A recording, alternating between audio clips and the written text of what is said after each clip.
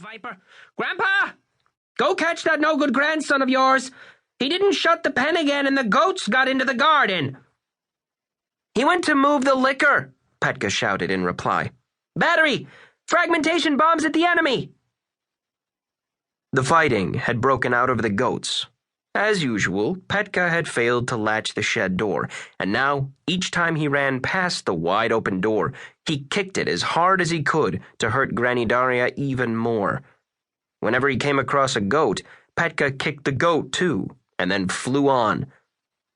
Sensing that Granny Daria was tiring and soon would cease her assault, Petka started running closer to her, spinning away from her blows, groaning and limping affectedly so his opponent wouldn't lose interest.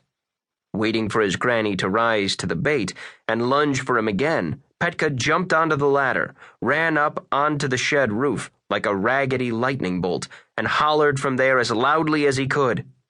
Nya, nya! You can't hurt me! I hope you break your neck, you ugly so-and-so. Come on!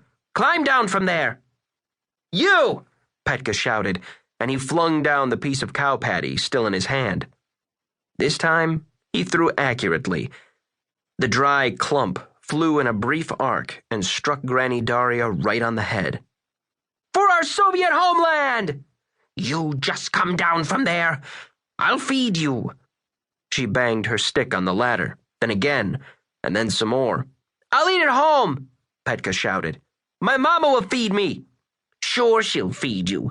She'll be so hungry she'll be running here herself. Petka climbed even higher, straddled the roof, and spread his arms out to the sides. First Squadron! Bombing complete! Returning to base! Congratulations on a successful mission! Granny Daria stepped away from the ladder, looked at him, picked up off the ground a small piece of rock salt that the goats had licked to glittering smoothness, awkwardly drew back her arm and threw it upward. The stone hit the middle of the roof and slid back, smacking Granny Daria in the leg. On the left! Enemy rockets! Petka shouted. Ammunition depleted! Do not answer enemy fire! His granny hissed from the pain, spat on the ground, and limped into the garden to drive out the goats munching on the potato tops. Petka watched her go for a while, then got bored, licked the back of his hand, and raised his head to the sky. Directly overhead, very high up, the skylarks were flapping their wings. I wish I could do that, thought Petka, squinting from the sun. When they kill me in the war, I'll be a skylark for sure. Petka was sure he was going to be killed in war.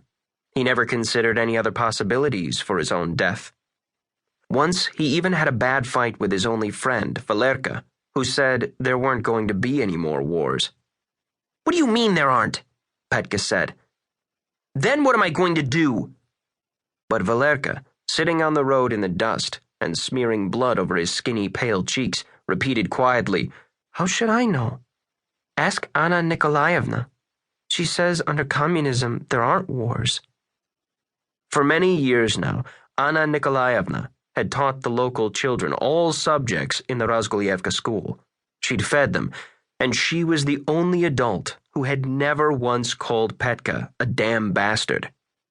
Nonetheless, even her word on this matter was not enough for Petka. There is too going to be a war, he told Valerka at the time. And they won't take weaklings like you. Come on, get up. What are you sitting there for?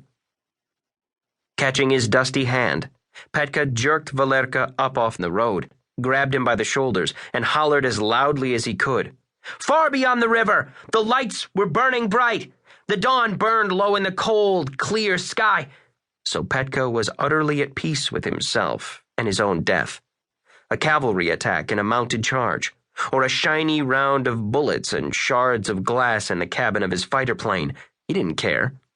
The main thing was to gain speed and altitude. Sitting on the shed roof now, he pulled the invisible lever and smoothly pressed the trigger. Petka? He heard a quiet voice below say, Hey, Petka, climb down. Let's go look for Hitler.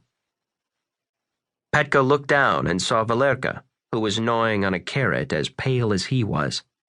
Can't, Petka said. I'm on a mission.